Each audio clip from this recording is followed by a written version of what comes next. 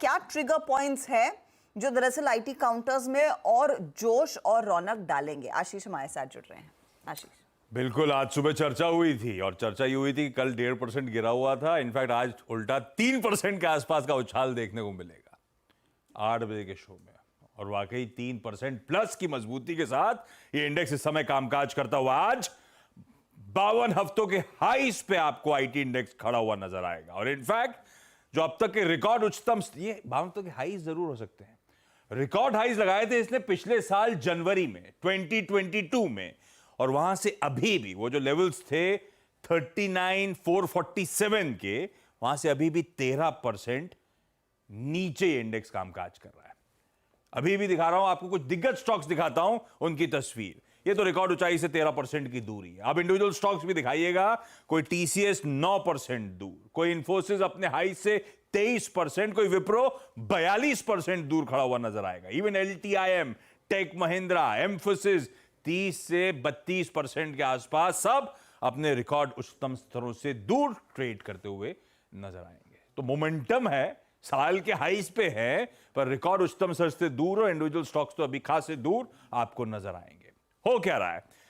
कुछ हद तक नहीं, काफी हद तक कल आई वो फेड की पॉलिसी ने मूड और हालात बदल दिए। क्या हुआ था? स्टेटस क्यो। क्या हुआ था? रेट कट्स आगे आएंगे। और क्या वर्ड यूज हुआ था? Soft landing types. ये सब समीकरण बदल रहे हैं। एक रिन्यूड ऑप्टिमिज्म है अमेरिकी अर्थव्यवस्था को लेकर, पर अब देखना यह है कि उसके चलते क्या कॉर्पोरेट्स के बिहेवियर में बदलाव होता है अमेरिका में या नहीं होता है। दरअसल आईटी इंडस्ट्री के सामने इस समय दो सबसे बड़ी दिक्कतें हैं। डिस्क्रिशनरी स्पेंड्स, जो मेरे डिस्क्रिशन पे होते हैं, वो धीमे पड़ गए। दूसरा, जो फैसला लेते थे हम लोग, यानी कि यूएस के इन आईटी कंपनीज के ग्राहक, उनकी डिसीजन मेकिंग साइकिल्स इलॉन्गनेटेड हैं। जब अनसर्टेनिटी होती है तो समय लगता है डिसाइड करने में कि पैसा खर्च करना है नहीं करना है, ये ऑर्डर देना है कि नहीं देना है। पर जेरोमी पॉवेल साहब की स्पीच में सबसे इंटरेस्टिंग हाईलाइट थी, जो अंश निकल के आया था, कि अमेरिका शायद एक is on a path towards so called वो सॉफ्ट लैंडिंग की तरफ। क्या वो reduce macro uncertainty consumer spends को, अमेरिका इनके स्पेंड्स को बढ़ाएगी? ये शायद वो ऑप्टिमिज्म और क्वेश्चन मार्क तो है, लेकिन उसके होप्स राइट करते हुए। एक और चीज ध्यान रखिएगा, उस कमेंट्री के बाद, उस पॉलिसी अनाउंसमेंट के बाद क्या हुआ? यील्ड्स ठंडे पड़ने शुरू हुए। 5% प्लस पे अक्टूबर में खड़े हुए यील्ड्स अब 4% के नीचे के लेवल्स आपको दिखा रहे हैं, और इसके चलते भी आईटी इंडिया में आउट परफॉर्म करता हुआ।